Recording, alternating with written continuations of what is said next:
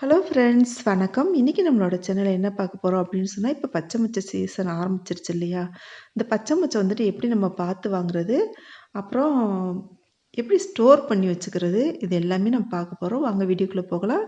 இதுவரைக்கும் நம்ம சேனல நீங்க சப்ஸ்கிரைப் பண்ணலைன்னா சப்ஸ்கிரைப் பண்ணிக்கங்க. பெல் ஐகான கிளிக் பண்ணிக்கங்க. இந்த பச்சை மொச்சை நான் வந்துட்டு தோல் ரிமூவ் பண்ணிட்டு நான் ஃப்ரிட்ஜுக்குள்ள வச்சுட்டு 22 நாட்கள் ஆயிடுச்சுங்க. அது பாருங்க எவ்வளோ ஒரு பளபளன்னு சொல்லிட்டு அவ்வளோ ஒரு ஃப்ரெஷ்ஷா இருக்கு பாருங்க.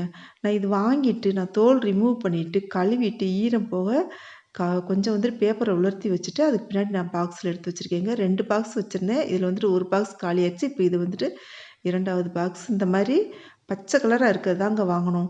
இதில் வந்துட்டு பழுப்பு கலராக இருக்கிறது வாங்கக்கூடாது. அதுலேயுமே பார்த்தீங்கன்னா விதை வந்துட்டு துருத்திக்கிட்டு இருக்கிறது நம்மளுக்கே தெரியும். ஒவ்வொரு மொச்சையுமே அதில் இருக்கிறது. இந்த மாதிரி பார்த்து வாங்கணும். அப்புறம் பார்த்தீங்கன்னு சொன்னால் ஒரு சிலர் பார்த்தீங்கன்னா உரிச்சு வச்சுருக்காங்களே அந்த மாதிரி மொச்சை வாங்கிறாங்க. அதில் சில டைமில் வந்துட்டு பச்சை கலர் சாயம் கலந்து வச்சுருக்காங்க. எப்படி நம்ம பச்சை பட்டாணியில் சாயம் கலந்து வைக்கிறாங்களோ அதே மாதிரி இந்த பச்சை மொச்சை உரிச்சு வச்சுருக்கலே ஒரு சில இடங்களில் பார்த்தீங்க அப்படின்னு சொன்னால் சாயம் கலந்து வச்சுறாங்க.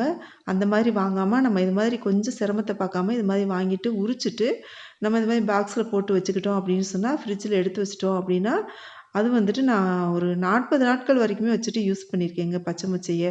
இப்போ இது வந்துட்டு நார்மலாக தான் வச்சுருக்கேன். நான் வந்துட்டு ஃப்ரீசர்லாம் வைக்கல. நார்மல் நம்ம மற்ற பொருட்கள்லாம் வைப்போம்ல காய்கள்லாம் அதில் தான் வச்சுருக்கேங்க.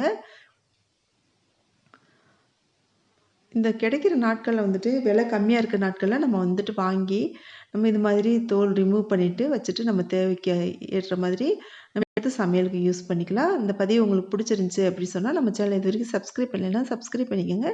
பெல் ஐகானை கிளிக் பண்ணிக்கங்க. ஃப்ரெண்ட்ஸ்க்கு ஷேர் பண்ணுங்க, லைக் பண்ணுங்க, கமெண்ட் பண்ணுங்க. மிகவும் நன்றி.